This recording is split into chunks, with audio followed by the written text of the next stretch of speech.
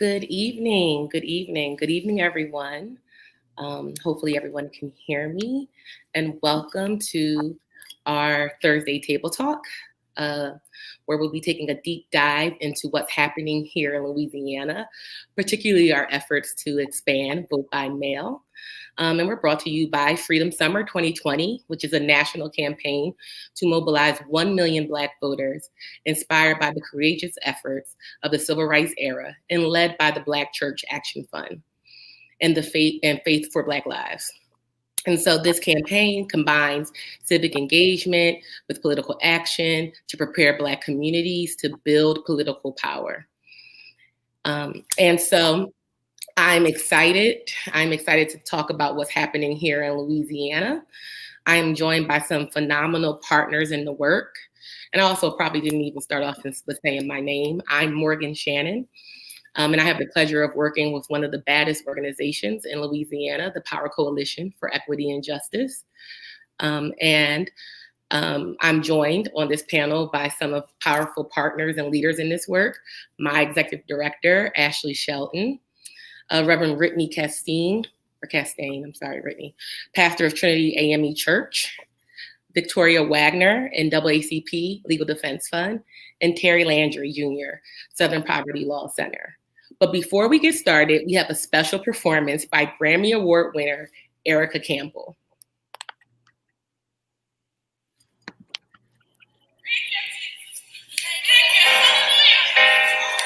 Scripture says that men ought to always pray and not faint. Now is the time for us to pray, to call on the name of Jesus. We need freedom. We need justice. We need salvation. We need deliverance. We need it right now. Come on, church, let's pray.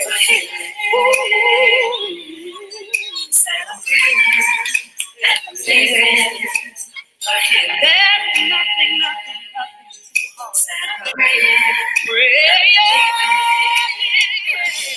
He's the answer. He's the way.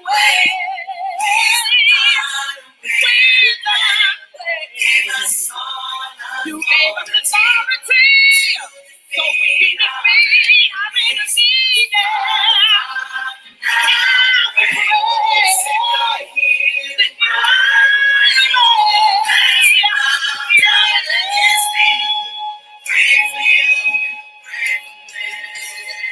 Now I want everybody to know that I'll be Lord. Just know that I'm somewhere calling out tonight. For the wounded and the lonely and the lost.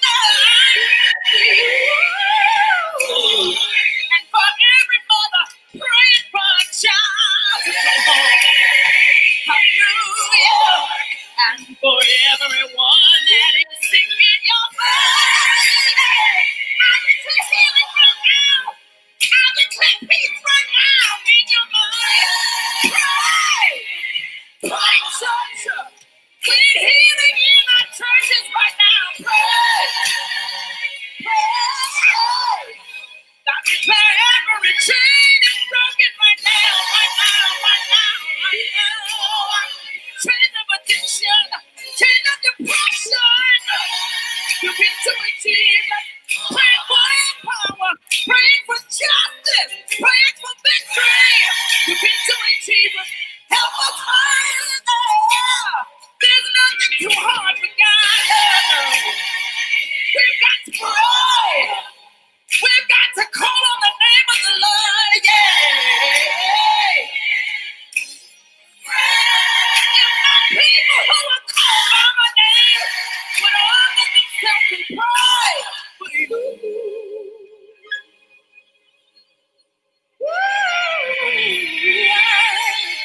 But I'm praying and I'm believing for your healing, for my healing. Praying and believing for healing. Believing for your complete transformation, complete restoration. Praying and believing for healing.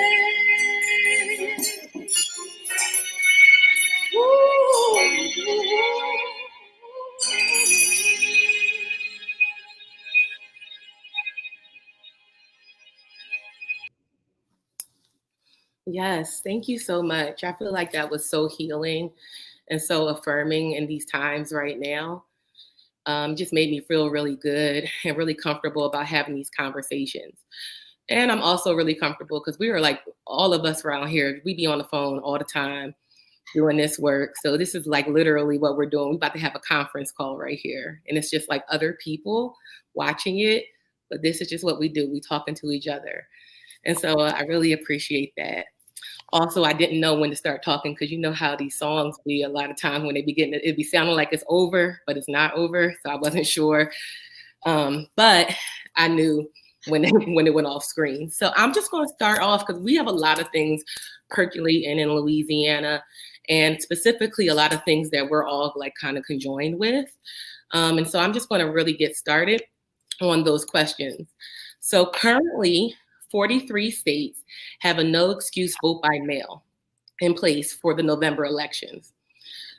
33 of those states already offered it before COVID, and 10 more have expanded it since COVID. Why do you think Louisiana hasn't done it yet? And I'm going to kind of pull in Ashley and maybe Terry to talk about this a little bit. And then I'll pull in maybe Tori and Brittany to give a little bit of context too. So Ashley, do you want to just kind of start us off about why you feel like that? And it's funny because I know what you were already about to say. That's why I'm laughing. Right. I was like, Terry's face said it all, but I'm trying to put some words to it. Good evening. I'm Ashley Shelton. I'm the executive director of the Power Coalition for Equity and Justice. And, I think that, the reason that we're seeing this happen in Louisiana is, because we politicize this issue. This is an issue about public health and public safety. This has nothing to do with, we shouldn't be putting politics into this. Unfortunately, politics has, made its way to the center of this debate. And the reality is that we know that it's safe. We know that there are very low, the low instances of fraud. You have a better chance of being struck by lightning, is what was just presented in a new report by the Brennan Institute, and many others. And so the idea that we're not trying to provide people the safest access to their vote is unfortunate and also unconscionable. I mean, this is something that could easily be done and give people the opportunity to have their voices heard in the safest, most thoughtful way. And so I think in the Deep South, this is par for the course. These are the fights that we always find ourselves fighting. But I do think that with the leadership at our current Secretary of State has prided himself on having one of the top, departments in the country. He has, prided himself on trying to, meet in the middle on a compromise for these past, for the presidential primary. And so, again, I feel like, well, if you're going to pride yourself on being one of the best in the country, then you need to follow suit with the best in the country that are making sure that people can exercise their vote and their voice. Yeah, I think, Ashley and I talk about this often offline, and there are a few choice words that fly around sometimes that we don't want to express here. But I think that the problem, like Ashley said, not only with it being politicized, it's just another effort of voter suppression, right? Because why else wouldn't you want everyone that's eligible to have access to vote, regardless if it's by mail or in person? And then even when, and I got to do this real quick just so everybody knows we're talking about voting, it's important.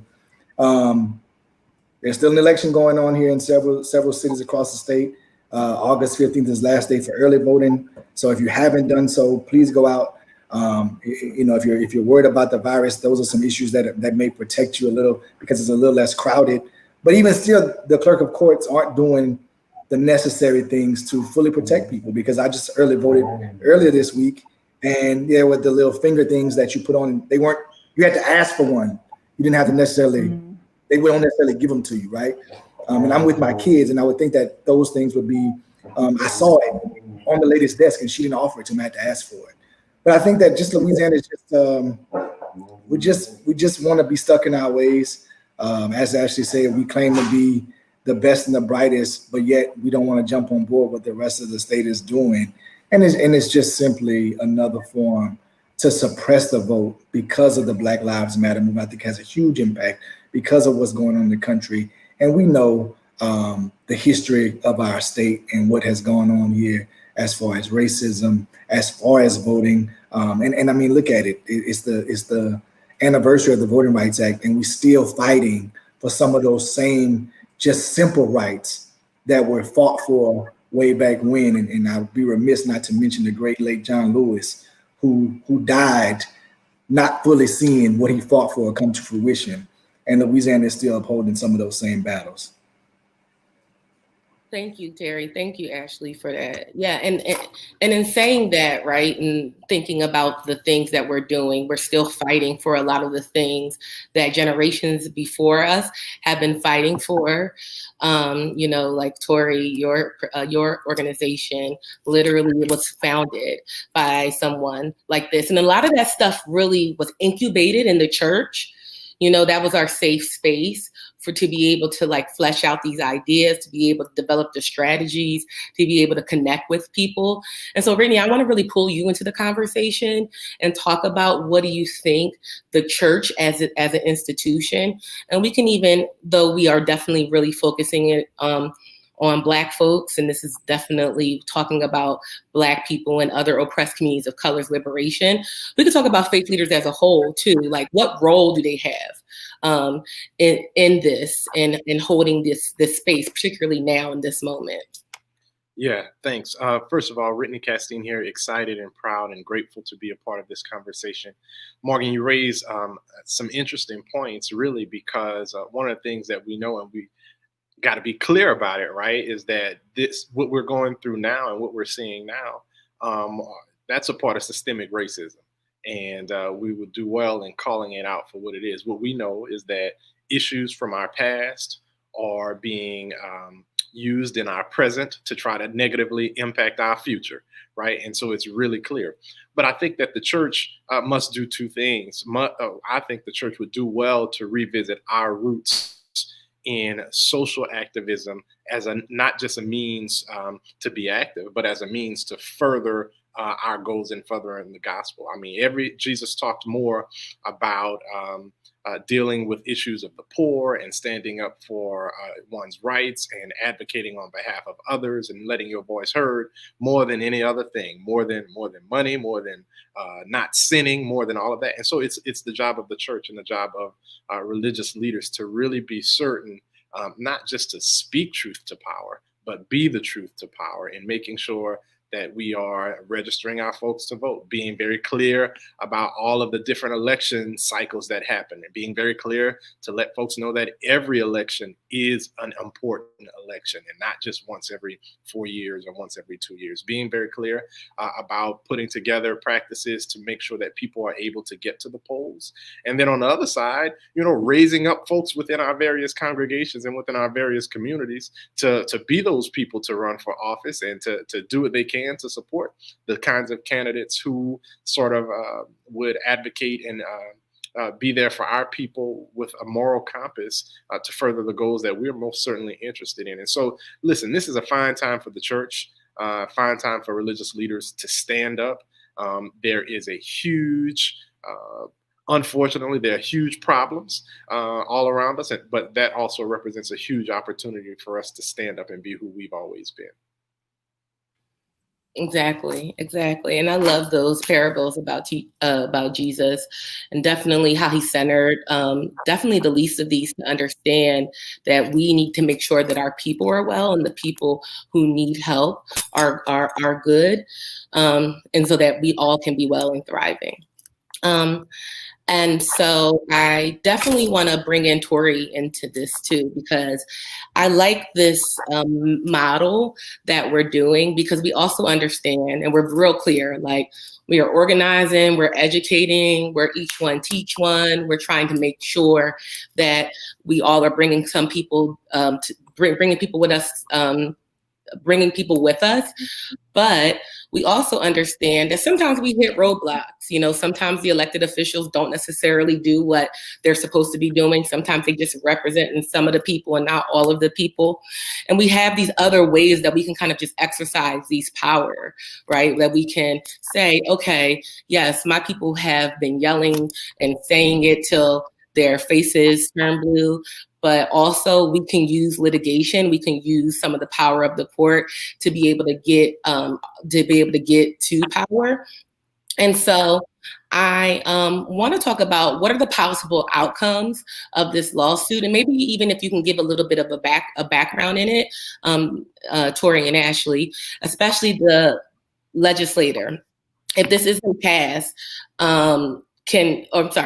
especially if the legislator isn't able to pass an emergency protection plan, can the judge declare the state must expand early voting and vote by mail? So just maybe even just a little bit of background on what I'm actually even talking about, like the litigation, and actually maybe why we decided to go this route, a little bit of the legalese on it.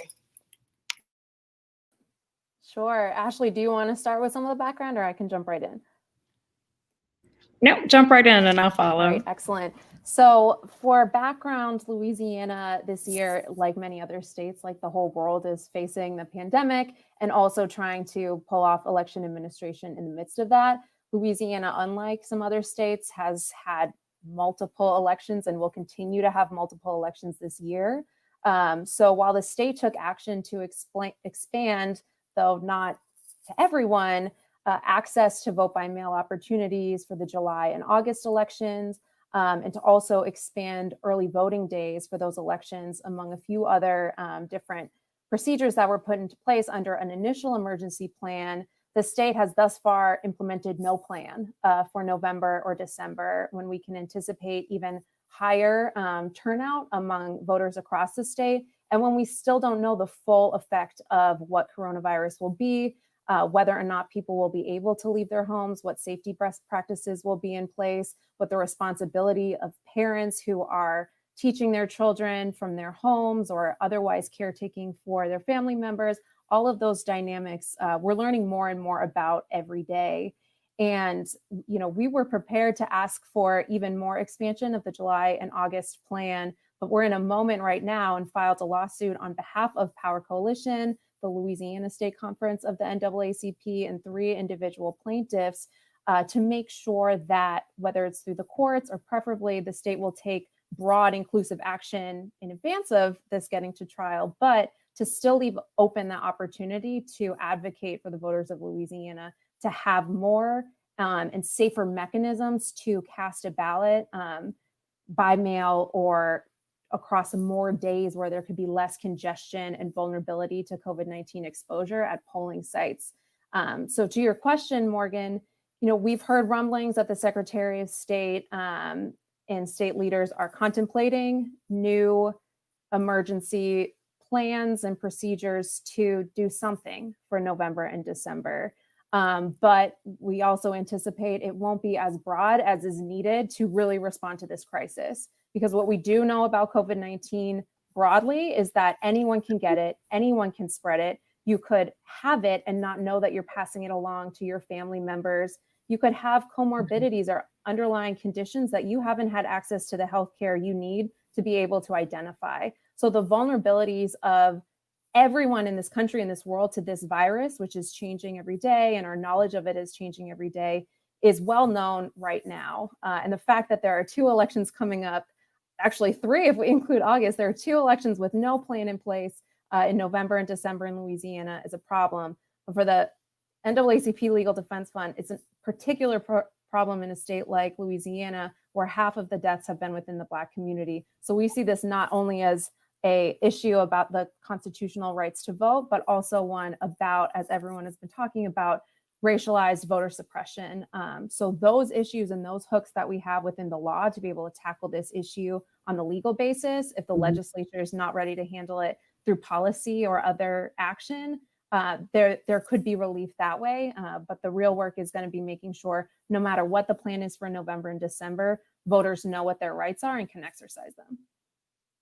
Yeah, and I would just add to that. I mean, the governor just announced last week, I'm not even sure if the number has changed, but I mean, as of last week, we were number 1 for, new cases of COVID per capita in the country. And then in addition to that number before school starts, right? So school's starting for the majority of Louisianians next week. And you just think about like what that will do to the numbers, what that does to, people's exposure to this virus. And so we don't know what we'll be dealing with by the time we get through this August election that's coming up on August 15th, much less than what that's going to look like in November and December. And I think that there are a couple of things that we know, that we have higher voter turnout overall and generally when there's a presidential election.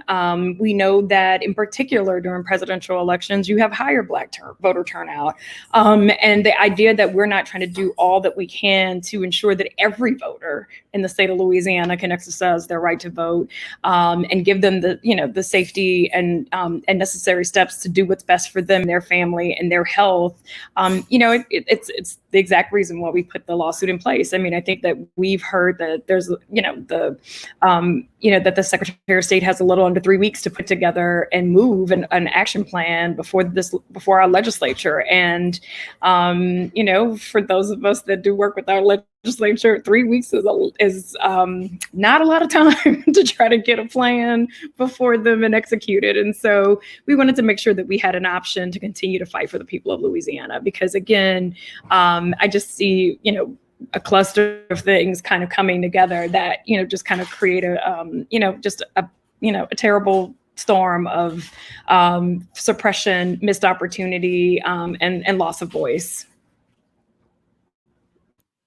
And Terry and Brittany, I want to get you in here, even though I am in the moderator privilege about just like being able to tell people when to kind of talk. That does kind of feel good. But I do want to get you all in here too, to just kind of talk about vote by mail. Brittany, maybe what you're hearing from your parishioners, and maybe even bigger, the AME Zion kind of like church and network. And Terry, also like the deep organizing and work that SPLC does. I just want to make sure I get you in here and just to talk about expanded vote by mail. Terry as a litigation, Brittany as like maybe what you're hearing and what you're seeing with your folks. I want to get you into discussion here. Yeah, while I happen to be a millennial pastor, when I got here, I expected as soon as I showed up that the church would be packed with other people my age and younger, and that clearly was not the case. What is true for my church is also true for many mainline denominational churches, particularly our mainline, Black, our African American denominations, and that the majority of our active members are seniors, right, are older Americans. And one thing that I know for certain is true is that there is high anxiety with moving around generally of our congregants, some of whom already have some other underlying conditions, some who have anxiety just generally because of all of the information that they're receiving via the media, and just trying to be careful altogether, because as much as they love Jesus and want to see him one day, they're not trying to see him today, right? And so, folks want to be very careful. And one of the ways, one of the things we also know is that our base in the church also tends to be a very reliable base of people with respect to actively voting in a host of elections across the spectrum. It's a troubling sign right now when our most active and dependable voting base is a bit scared and uneasy to actively go to the polls.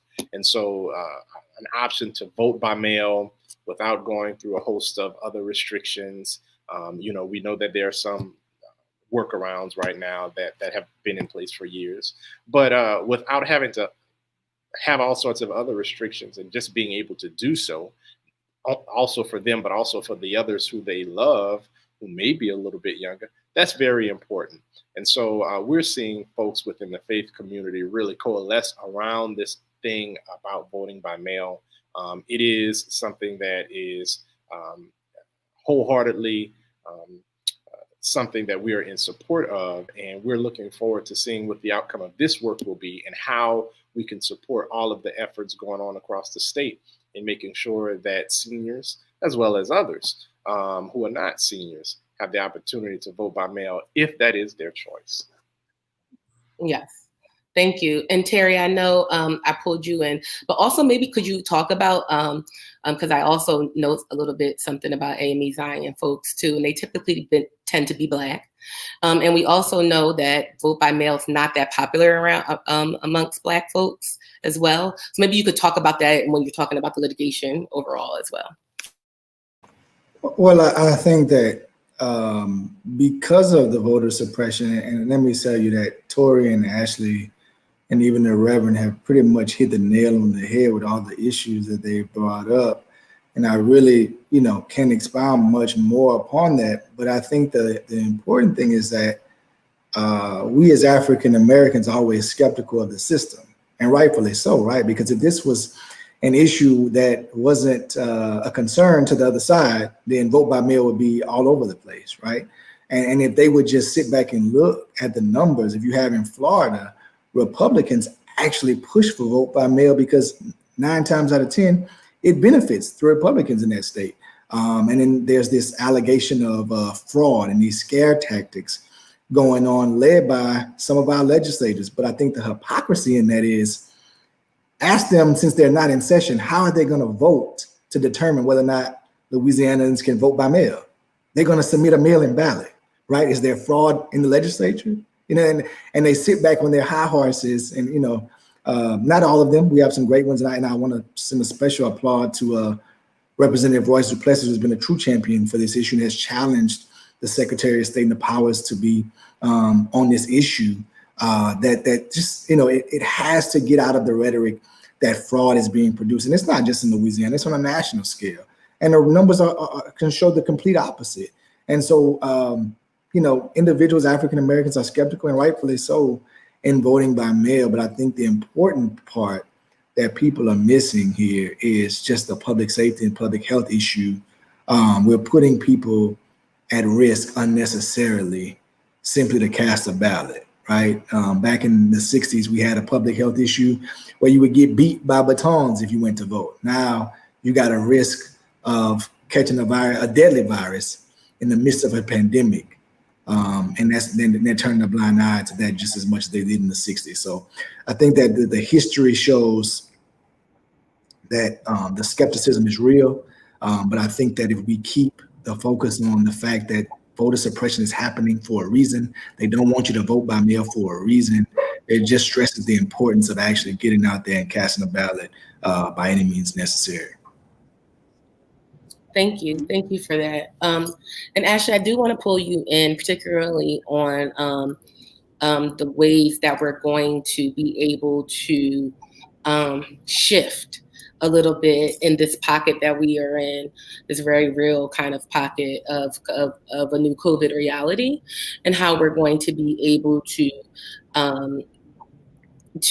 expand safe ways for people to vote, but then also still, do the other things that we're doing. So, census has now shifted up 30 days, and we are looking at 3 more elections in Louisiana, right? So we have August 15th, we have November 3rd, and we have December, oh my gosh, this is so embarrassing because Ashley's also my mom. December 5th, is that right?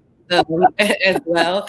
But yeah, we have 3 elections in Louisiana. And so I just want you to also kind of talk about this, about one, vote by mail not being that popular amongst Black folks, and like what we're trying to do at the Power Coalition to kind of demystify that. 2, all in the age of census and what this means, census in the COVID reality, census and where the finish line keeps moving and nobody know where it is, also this impending redistricting. Kind of give us a little bit of context about the reality that we're working in right now.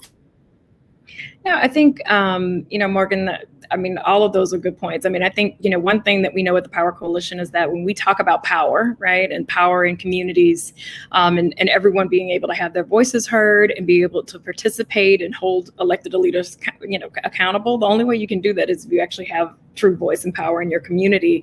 And I think that, census is the first critical step to that. We've got to be able to be counted, and for, the federal government to be able to know how much federal aid we need. I mean, Louisiana is one of the poorest states in the country. There's a large portion of our budget that is supported and paid for by federal money. And so the census truly matters. And then the reason it also matters is that when we go into redistricting, we've seen in the past that, when maps are drawn for Louisiana, we neuter the voices of voters of color by drawing them into much larger districts where it wouldn't matter how they voted, it won't change the outcome. And so I think that as we think about federal, state, and local redistricting, it's always been our North Star. It's always been the thing that we've known that we've had to work the hardest on, is like census and making sure that as our state has become blacker and browner, that we know where folks are and make sure that they're counted. And then secondly, making sure that they have their voices show up in ways that allow them to realize that extra school board member or city council member or congressional district, and that's where power really is. And you can't hold an elected leader accountable if you represent less than 13% of the population within his district. And I think that we see a lot of that, in particular with our congressional maps. And so I think that, all of these moments are critical. I mean, voting also too, this idea, in 2019, we saw 52% of African-American voters turn out, which is the highest turnout we've had proportionally in decades, even when Obama was on the ballot in 08 and 12. And so we know that, one, if we talk to Black voters, Asian Pacific Islander, Latinx, and others, and certainly oh gosh, I'm losing my train of thought. Native American, we know that we can get them to engage in this process.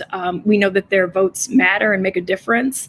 And I think that when you start to see suppression popping up in Louisiana, we never really had a lot of voter suppression laws. I'll say, suppression has always been real here, but the more people start to vote, the more suppression we've seen. And so even as recent as this July 11th, election, through our election protection work, we saw all kinds of things. Immunocompromised folks walking into polling locations with workers that didn't have masks on. We were told that voters would get a packet, with materials to keep them safe. Not many folks received this packet of things that were supposed to keep them safe. In any number of issues that kind of go on and on. But I think that the reality is that, our poll workers are also typically elderly, aging folks, and we've got to make sure that we have poll workers that can administer, this election. It's going to be a presidential election. So you just have all these things converging upon each other that I think give all of us great concern, which is why we're always on the phone talking to each other anyway. But it's real. The idea that we've got a poll worker shortage. We've got, a majority of our chronic voters scared to engage in the process because of comorbidities and other underlying conditions.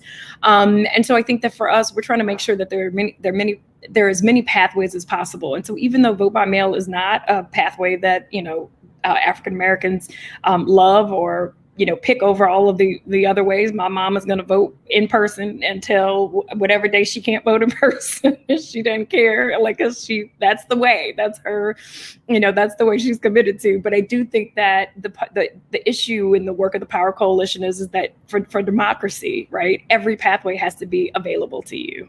And I think that that's what we're fighting for. And we're fighting for it with our elected leaders. And we're also putting a lawsuit in place just in case our elected leaders can't, get it right. And I think that, one of the things that I'm excited about in our partnerships with LDF and SPLC, as well as the church, is that, we're doing things like working with the churches to get all of their congregation to request their ballot, and then have the church itself, the church leader, the pastor, take their ballots to the registrar's office so that nobody's ballot gets lost in the mail. So we're getting creative in the ways in which we're thinking about this. We can't do conversations at the door, clearly in these conditions, but we're doing lit drops and and mailers and phone calls and text messages and trying to reach people as much as we can in all the ways that we can. I think that with this pandemic, our churches aren't at full capacity, and so this leaves some room for them to show up even more, and to really be able to be thoughtful partners with us as we try to organize and make sure that people have their voices heard. But I mean, I think, it's going to take our collective effort. It's going to, I think this is a battle for what, it's a battle for power as it's always been. And I think that, I think this country finds itself in a moment where, like that battle is going to come to fruition in this, November election. Thank you for that. Thank you for that. Yeah, I think I'm gonna take some a little bit of moderator privilege, because I really do love the way that we break this down. If we think about just this GOTV work or elections and things like that in like a 365, there's always something for us to be able to do. We're either going in or coming out of one. That a power voter is a person who votes in every election, holds their elected officials accountable, right? Like, and so that means talking to them. That means, like, right now, saving 600. That means telling them that moving this census date is really problematic and it's going to hurt a lot of people. This means talking about the looming housing crisis. So that's holding elected officials accountable, and takes the census, right? And making sure that not only that you took the census, but that there's no barriers for your next door neighbor or that person that you know to be able to take the census too. I just want to give you all like 2 to 3, maybe even 4, because I like to put people in boxes, kind of like closing remarks, because I know this is a really trying time. People are hurting, people are upset, people are dying. This is the way that we are, but I want to be hopeful, right? I've heard Ashley say this a lot, and I know I'm on here with a pastor that I do believe that we can like see this different world. And I actually think that world is definitely within our fingertips, like not generations. I think that all of us on this phone, our parents, and even our little loves are going to see this world. And so just 2 or 3 hopeful things that are just making you hopeful in this time or in your work. Just real quick. I'm gonna start with Tori. So first of all, working with you all has made me hopeful and kept me through this crisis every day because of conference calls or similar settings like this. But I think one thing I would say, looking at voting broadly in Louisiana and other states, and the headlines that we've seen this year during primaries, the circumstances that we've heard about through stories, through outreach of folks calling you or reaching out to us, none of that would have gotten to us if folks didn't show up in the first place. We saw long, disastrous lines in Wisconsin, in Georgia. We heard stories and chaos and collected information, the early elections in Louisiana this year. And that's all because people showed up. And the more we can build on that, the more we learn about the problems, we come up with strategies to address them. But that first step of people showing up to vote and facing a virus and facing a tradition of suppression and a history of racism, all of those things, people are still showing up for their right to vote and exercising that right. And I think that that's what makes this work sustainable and energizing every day, because you see it on election days, and you see it in the energy of folks who, even before an election day, say they want to volunteer or they want to learn more, or they come to that special meeting that the congregation is hosting to talk with an LDF lawyer and a Power Coalition organizer about what's changing in the law. That gives me hope every single day. It's on election day, but it's really 365 Thank days you. a year. Thank you for that. Brittany? Yeah, again, great conversation and honored to be a part of it. Let me just start by saying the obvious, right? That is that voting still matters and Black voters still matter. And when we show up to vote, we have demonstrated time and time again that we have the ability, we have the power to shift things. We have the power to defy polls. We have the power to, break trends in election cycles.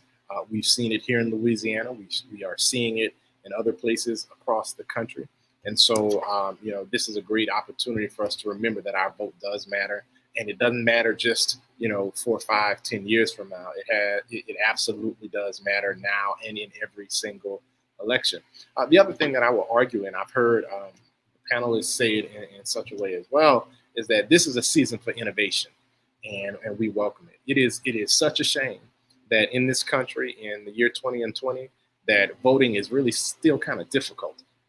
just too much has to be perfect in order for us to cast our votes. The weather has to be good. They don't have to, shouldn't have any pandemics. We got to be off from work. We have to have registered by a certain time, and it's just too difficult. And so what this pandemic is allowing us to better understand, for those who don't understand, or at least those who are acting as though they don't understand, there are so many barriers to voting, and we should do well to simplify the process and make sure that voting is accessible and easy and very clear for all folks who are interested in doing it. And then just lastly, even outside of voting, I just want to speak to this moment that we find ourselves in with the global pandemic, with uncertainty in the financial markets, with uncertainty around individuals' health, and just even simply cabin fever. I am certain that we will make it through this moment. We absolutely will. We have what it takes to make it through this moment. This is but a moment. We talk about a new reality. I don't know. This is but a moment. We're going to get through this, and we'll get through it intact, particularly as long as we have folks like the Legal Defense Fund and the Power Coalition advocating on our behalf. We're certainly going to make it, and we'll be better on the other side. Yes, thank you, Reverend Castine. And I made a mistake, and maybe probably should let the pastor go last, because that's okay. Because did he just give us the benediction? But sorry, y'all, I just did it how it was looking on my screen. So Terry, you got to go after that. So. Yeah, you set me up, Morgan. That's I think you did that on purpose, but it's okay. You know what I mean? Listen, Pastor, I appreciate your words, and I think I couldn't say it more eloquent than you did. What is hopeful to me is the amount of people like you all on this call that I had the pleasure of working with every day to do this work and to get in some good trouble, as John Lewis would say, right? I think that the amount of people that are engaged and paying attention to this process, whereas if the pandemic wasn't occurring, we don't know if we'd have that attention, right? Because people normally are focused on getting to work every day and taking care of their kids and doing all these things. But I think that if you find a silver lining is that there is attention being paid, not only by just the everyday people, but by the media people as well, are paying more attention to the work that we're doing and the efforts that are going to it, and the efforts that are the other side is putting into denying people the right to vote, even after all these years. So that gives me hope, and just the amount of unity, whether it's Black, white, young or old, coming together to fight these issues. And I'm just grateful to have the opportunity to play a small part. Thank you, Terry. And Ashley, please close us out, but make a little bit of church announcements too. Now tell them about the census and sign up to volunteer. They need a political home, Power Coalition got you. Make the announcements too, and then we can just close it out.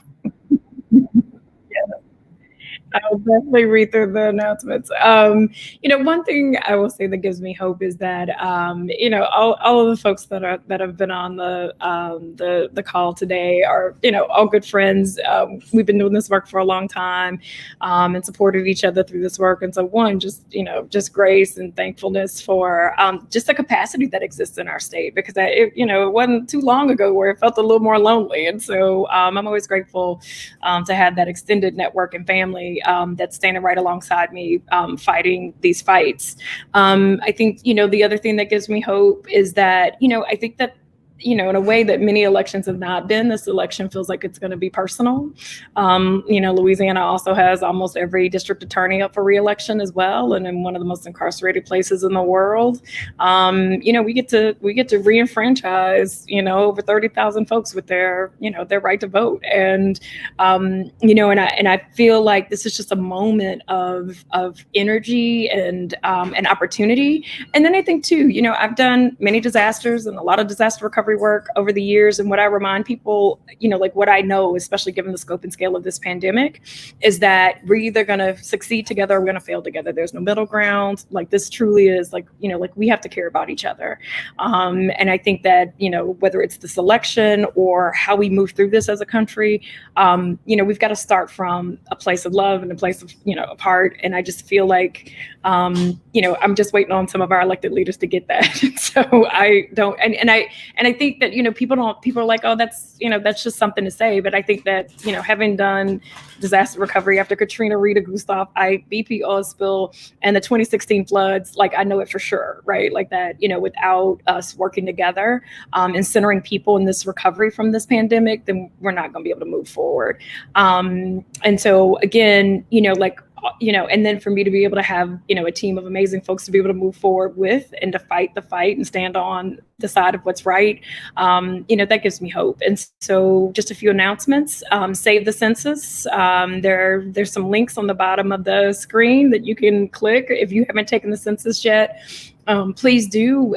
They have moved the deadline to September 30th. And so we've got to get as many folks counted as possible. And again, this is the beginning and the critical, kind of foundational piece of power that you hold as an individual. And so please make sure that you take a moment to take the census. Also, Power Coalition has a plethora of resources on our website. We've got ballots. We're nonpartisan, so it's just ballots of what you'll see when you go to the ballot box.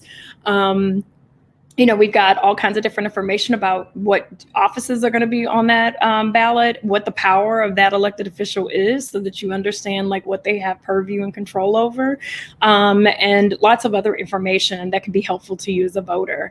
The other thing that I will say is that we also have redistricting coming up, and so we'll be putting on some redistricting academies and helping communities and citizens at the grassroots level actually engage in this process and make sure that their voices aren't neutered by the redistricting that goes on in this state. And then last but not least, we have an election coming up, a really big election. Like I said, I think one for the books. And I think that, it means that we need more people to engage, to make phone calls, to make text messages, to volunteer, and to support the efforts of all of the groups that are here today. And so we need you. We need your voice to be a part of this process. We need you to move your neighbors, talk to your family, and to prioritize things like census and voting, because I think that for, it always matters. But this election, I think, has a deeper meaning for so many of the issues that we've been fighting for. And we've got to stand up and stand up for what we believe and fight for what the kind of leadership that we know is going to implement the kinds of policies that are going to be necessary to move the country forward. And so, again, thank you for the opportunity. So glad to be amongst friends tonight. And I'm ready to fight, energized. Folks always talk about how, like, aren't you tired? And I was like, I mean, I kind of a little, but I was just like, but what we have in front of us, the opportunity is so powerful and so great that I'm energized and ready to fight. And we've got the tools that we need. And so the only thing that's missing is you. So please join us if you have an opportunity to volunteer or you want to work in your neighborhood or whatever that is. We're here to support that. Thank you, Ashley, so much for that. And so that's what she did. She just kind of gave the benediction. If you all need a home, please come home. Come to Power Coalition. Join us. Thank you so much to the Black Church Action Fund. And everyone have a good night. Thank you to my panelists. And thank you to Erica Campbell, too. Everyone have a good night.